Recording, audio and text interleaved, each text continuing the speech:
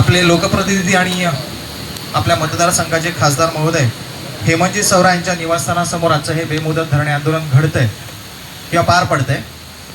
तत्पूर्वी पहिला टप्पा मी उपस्थितांना पुन्हा एकदा सांगू इच्छितो की पहिला टप्पा आपण पालघरला आपल्या आरक्षण हक्क बचाव समितीच्या माध्यमातून आणि सर्व बाधित उमेदवारांच्या माध्यमातून आपण गावित साहेब यांच्या निवासस्थानी आपण असंच धरणं आंदोलन केलं होतं.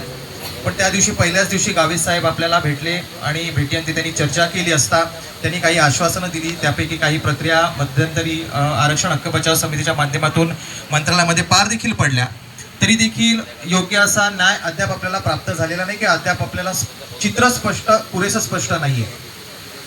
यामागची पार्श्वभूमी अशी आहे की आपण सगळ्यांना ज्ञात आहे की 2014 सालापासून आपल्या ह्या परिसरामध्ये म्हणजेच जवळपास 13 जिल्ह्यांमध्ये जे आदिवासी बहुल क्षेत्रामध्ये अर्थात पेसा क्षेत्रामध्ये येतात त्यामध्ये आरक्षण नोकर भरतीमध्ये देत असताना पेसा कायद्याच्या माध्यमातून नोकर भरतीमधील इतर प्रवर्गांचं आरक्षण आणि 17 संवर्गाच्या नोकऱ्या या काहीशा थोड्याशा धोक्यामध्ये होत्या. त्यामध्ये आपला आरक्षणाचा हक्क हा कुठेतरी बाधित होताना आपल्याला दिसत होता आणि त्याकरिताच हा लढा 2014 पासून मनीषदादा आपण करतोय आणि त्याची तुम्हाला देखील कल्पना आहे सर्व मंडळींना, राजकीय आणि सामाजिक मंडळींना.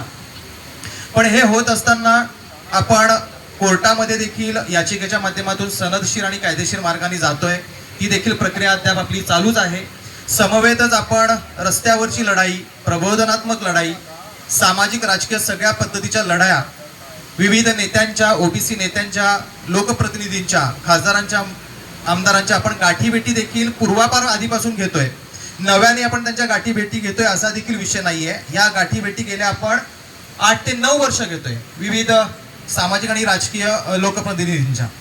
पण त्या माध्यमातून देखील अद्याप हा विषय एका भिजलेल्या घोंगडीप्रमाणे तसाच पडलेला आहे आणि तिथून उर्वरित समाज घटक त्यांच्या आरक्षणाच्या आणि नोकरीच्या हक्कांपासून कुठेतरी वंचित राहिल्याचं चित्र उभं राहिलेलं आहे. हा संघर्ष कुठल्याही जाती विग्रहाचा संघर्ष नाहीये. हा संघर्ष सामाजिक न्याय मिळावा म्हणून संघर्ष चालू आहे. पुन्हा एकदा सांगतो की हा संघर्ष कुठल्याही लोकप्रतिनिधीच्या विरोधामध्ये नाहीये, तर हे लोकप्रतिनिधी समस्त मतदारसंघाचं आणि त्यातील नागरिकांचं प्रतिनिधित्व करतात म्हणून त्यांच्याकडे आमची न्यायाची हाक देण्यासाठीचा हा संघर्ष आहे. यामध्ये कुठलाही राजकीय स्टंट नाहीये, यामध्ये कुठलीही राजकीय भूमिका नाहीये. पण जरी त्यामध्ये जर कोणाला वाटत असेल की यामध्ये राजकीय भूमिका आहे तर ही राजकीय भूमिका न्याय हक्कांसाठी लढण्यासाठीच घेतली गेलेली आहे, हे देखील या ठिकाणी स्पष्ट करतोय. पण ह्या राजकीय भूमिकेचा पैलू हा सामाजिक पैलू आहे, जेणेकरून सगळ्यांना सामाजिक न्याय समान पातळीवर मिळाला गेला पाहिजे. हक्काच्या नोकऱ्या त्यांना त्यांच्या जिल्ह्यामध्ये किंवा आजूबाजूच्या परिसरामध्ये मिळाल्या पाहिजेत. ही लढाई चालू होत असताना आपण आरक्षण हक्क बचाव समितीच्या माध्यमातून काही मध्यंतरी ठराव केले, सभा घेतल्या, बैठकी घेतल्या.